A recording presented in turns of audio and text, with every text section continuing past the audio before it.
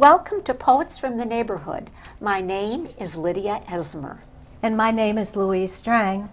We hope you'll enjoy the poems we'll be reading today, poems written by your friends and neighbors. Fingers on Your Shirt, a poem for Clifton by Louise Strang. You are sitting on a stool near the stove where you have cooked for me. Bright blue are your eyes, warm your coy smile. I lean forward to greet you. With hands on yours, my fingers begin to climb the cuffs of that shirt you chose to wear. Walking up along your arms, my touch shows gratitude for all they've done for me. At shoulders' horizontal plane, bumps of thick cotton seams stop the glide of my hand's caress. I face the crisp bridge of folded collar neatly coming to its points. You breathe steady, measured sighs and rise taller, leaning back. Your fingers step down the row of round buttons firmly attached. All there, or another shirt would have become your presence today. Japanese Tea at the Akron Y by Catherin. The rice straw mats were puzzled together behind a makeshift laminate separation between the Tao of tea and dodgeball. Amid the gym riots, girls unshoed themselves, then frocked in one-toed socks and bright sashes.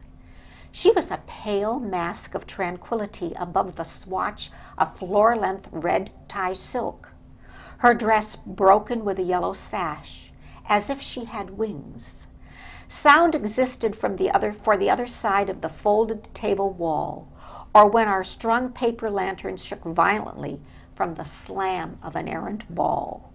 We bowed, sat on mats, and passed a steamy bowl to the left.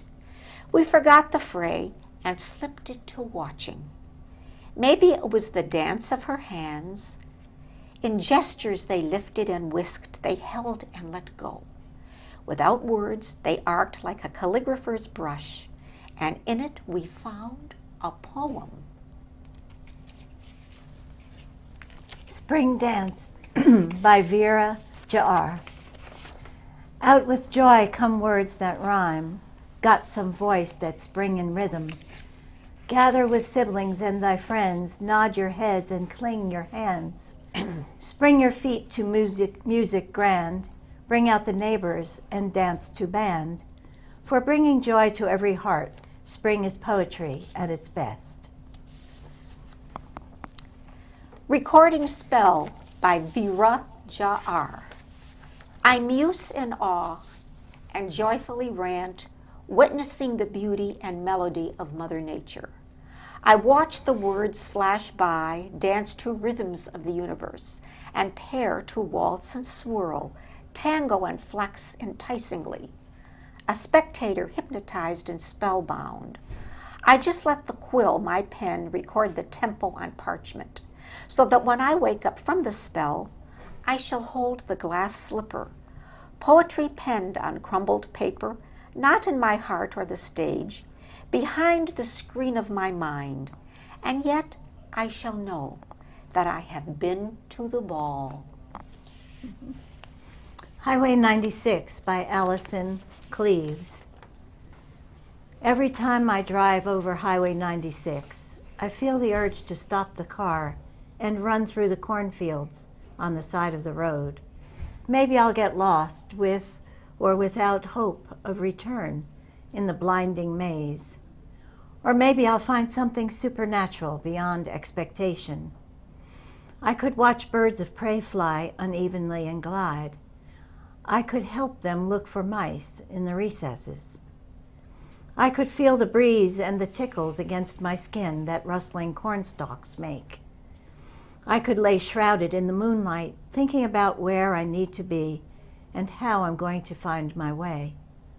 I can dream of picking buttercups and black-eyed Susans as a child on the side of the road, grasping them tightly in my hands. I used to hide underneath the stairs when I was little, pretending the light from the kitchen was the moon and the flickering images from the television were the stars. That was about as lost as I could get without someone asking me where I was.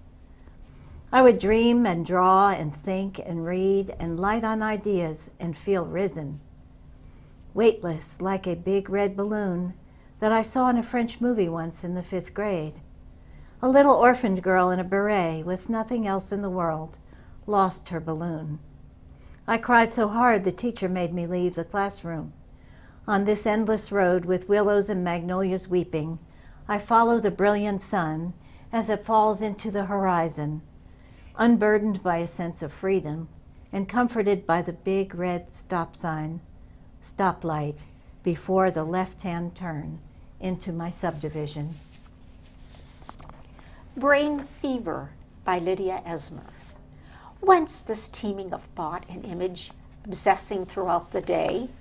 From glimmer, a mere suggestion at dawn, like leftover dream or hint of indigestion, to lazy notions roused at noon, the confluence of sight and sound and scent, with deft touch of master hand, as chef mixing a salad. By nighttime, the fever raging out of control, like drug-induced hallucination, spurs me on with fervor extinguished only upon completion, prompting the question, is this madness or inspiration? Methinks the surge a veritable purge of stale cheese and musty bread, and wine gone acrid in the flask, all distilled anew, to render a liquor much better than the last. Thank you for watching Poets from the Neighborhood. We hope you'll join us again soon.